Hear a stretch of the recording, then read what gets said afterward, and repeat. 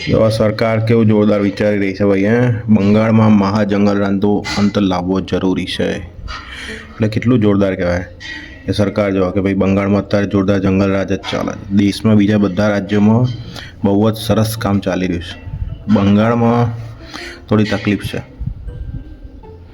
ખબડી તો પ્રધાનમંત્રી આપણા એકદમ સરસ કામ કરતા. હા, ઝંડા ફરકાવું કામ છે આપણું. બરાબર, કશો વાંધો નહીં. તમે વડાપ્રધાન એટલા માટે જ ચૂઝ કર્યા છે. બરાબર, એવું આપણે નહીં કહેતા પણ એ કહે છે. બાકી એ પહેલાં કોકદા કહેતા હતા કે ભાઈ અમે સરકાર ઝંડા ફરકાવા થોડી રાખી છે ભાઈ. બરાબર, કોઈ બીજું કામ નહીં, ઝંડા ફરકાવો. બરાબર, ગાડીઓ રોજ આગળ મોકલો. કેટલું સારું કહેવાય. ये बिक गई है गवर्नमेंट. अब गवर्नमेंट में कुछ नहीं है. ये बहन चो सारे मिलकर हमको पागल बना रहे हैं, मादर चौथ के बच्चे. દેશ દુનિયામાં તકલીફ, લોકો ગેસ વગર મરી ગયા છે. બરાબર, પણ છતાંય આપણા મુખ્ય પ્રધાનમંત્રી જો કેવું છે, કામ કરતા રહેવું જોઈએ. માણસ હંમેશા કામ કરતા રહેવું જોઈએ. દુનિયા ભલે ગમે તે કહે, એટલે જો ભાઈ સીધા કામમાં લાગ્યા છે. કેવું મુખ્ય પ્રધાનમંત્રીનું કામ શું? ઉદઘાટનના રિબિન બધે કાઢવા જવું પડે. બરાબર, તો કેવું બધે અત્યારે ઉદઘાટન રિબિનો ચાલે છે. ભલે એક જગ્યાની 3 વાર ઉદઘાટન કરી નાખો એની માને, પણ બધું જરૂરી છે. નહીં તું સમજા નહીં, પણ બધું જરૂરી છે.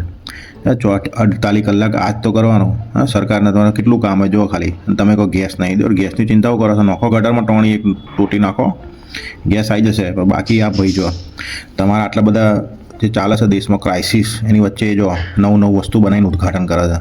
આને કહેવાય વિશ્વગુરુ અને માસ્ટર સ્ટ્રોકનો માસ્ટર.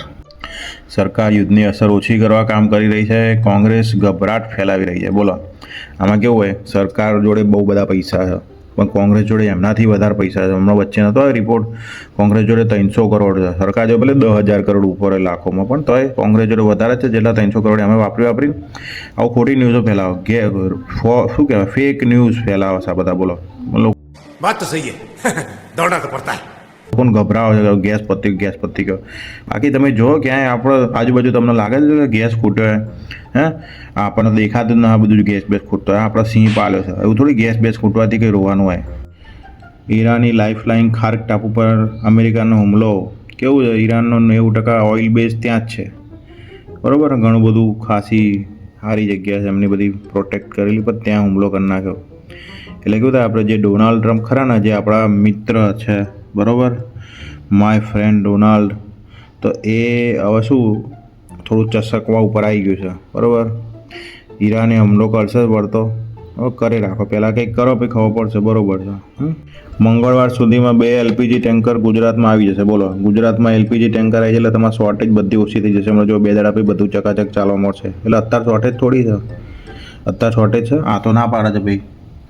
હા, એટલે શોર્ટેજ બોટેજ નહીં, ના મંગાવો, ખોટી જરૂરત નહીં, ખાલી ખોટું વધારાને મંગાવીને ખર્ચો કરો છો. ખર્ચો નહીં કરવાનો. AI કાયદો ન બનાવી શકે, તેનો સાધન તરીકે ઉપયોગ કરો. એટલે કેવું, બધાને AIથી ફાટી તો રહી છે, એટલે બધા પોતપોતાના ફિલ્ડમાં ના આવવા દે એમ. IT વાળાને જ ખાલી AI તમે કે લાવી દો, બાકી શું બીજા બધામાં અમારી નોકરીઓ ના જવી જોવે. હા, ચોક તમારે AI તમારે સારું એકચ્યુઅલ પેલું સુપ્રીમ કોર્ટમાં કોઈ AI વાળો જજ બેહાડ્યો અને સાચું ડિસિઝન આલ દે. હા, કે ભાઈ તમે કોકને પેલું NSAમાં ગાળ દો અને પછી તમે કહો ના NSA તો ખોટો લગાવેલો, તો તમારે બૂચ માર દે. એવું કોઈ AI વાળું જજ હોય તો એવું કરે. પણ અત્યારના જજમાં એટલા બધા પેલા ટેન્શન નહીં લેવાનું. અત્યારના જજ એકદમ સુમેળવાળા, તમારે કયું મોનો એવા બધા જજ છે. એટલે AI જજ લાવો તો ફાડી નાખો તમારી.